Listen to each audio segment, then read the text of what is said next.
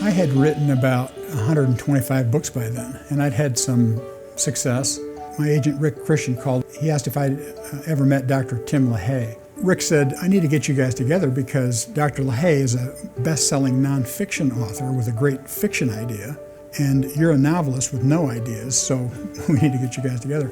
We hit it off immediately, and I also liked his idea. I mean, it was just a great idea. He said he had been flying back from a prophecy conference, and he started thinking, what would happen if the rapture occurred right now? And he said he saw the pilot come out of the cockpit and was sort of flirting with the flight attendant. The pilot had a wedding ring on, and the flight attendant didn't. And he was just thinking, what's going on there? And if the rapture happened and, say, a third of the people on the plane disappeared right out of their clothes right then, what if the pilot had a wife at home who was a believer? And he realizes, she'll be gone when I get home. That was the idea. That was basically the germ of the story. And believe it or not, the rest of it was on me. So I knew the story. I didn't have all the theology down. I'm not a theologian or a scholar, but that's the role Dr. LaHaye took. It was supposed to be one novel to start with. I got halfway through the writing, and I'd only covered 2 weeks. So I remember calling and saying, this is going to be more than one book. This is going to be a series. Of course, it wound up to be 16 books in total. I remember sitting there looking at the blank screen the first time and feeling really overwhelmed and saying, how do I do justice to the greatest story ever told and make it work? And I thought, well, I've written all these books and I've written lots of novels and I know this story and I believe this story, so I can write out of my passion, but what am I bringing to the table?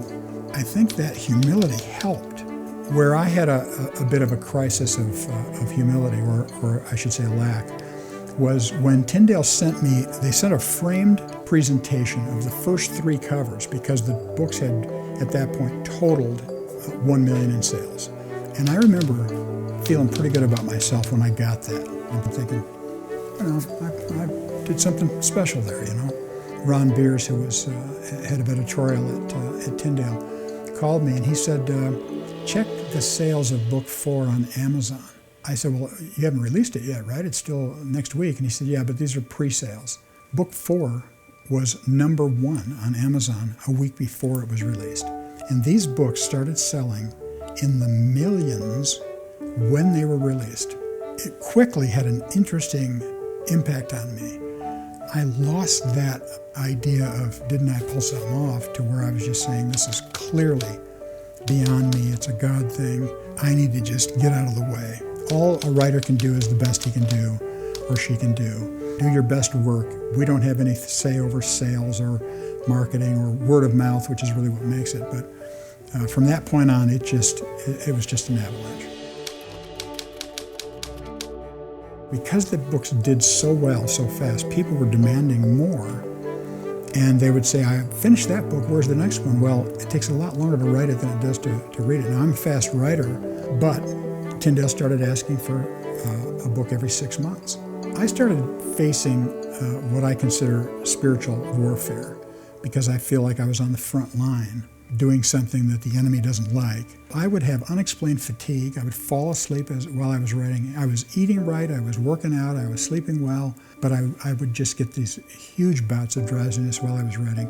And if I ever had any computer problem or any technical glitch, it was during the writing of the Left Behind books. I would tell my wife, I feel like I'm coming down with something. She says, of course you are, you got a deadline. And so I got a prayer bench. You don't have to have a prayer bench to pray. But to me, it just gave me that sense of really surrendering and humbling myself and saying, I can sense I'm involved in something huge here, and don't let me try to take over. Don't let me get in the way of what you're doing, and give me that stamina and give me the inspiration to keep this going. We didn't mind the criticism of the theology because people disagree on the theology, and that's fine.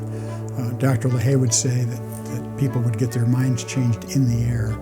But even they were thrilled that people seemed to be coming to faith through these books. And we decided early on that we were going to try to keep track of anyone who told us personally. If they told us in a letter, in an email, and a phone call, or in person, that they came to faith through reading these books. We try to keep a record of that.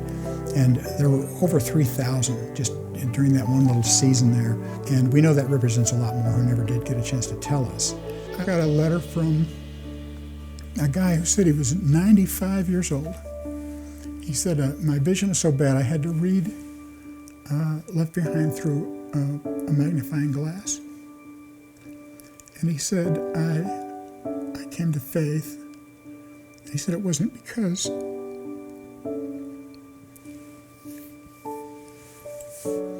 of what I saw through the glass, it was what I saw through my heart.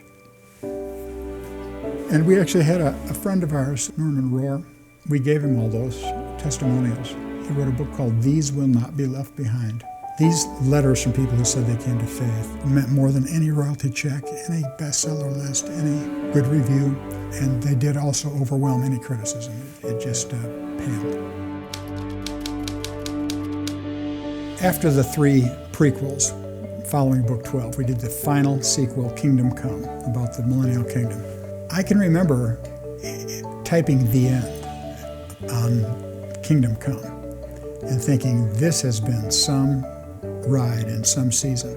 If there was a tombstone for Left Behind, I guess it would have to say it worked, because we didn't know it would work. We loved the story and the idea and hoped we'd come up with something special.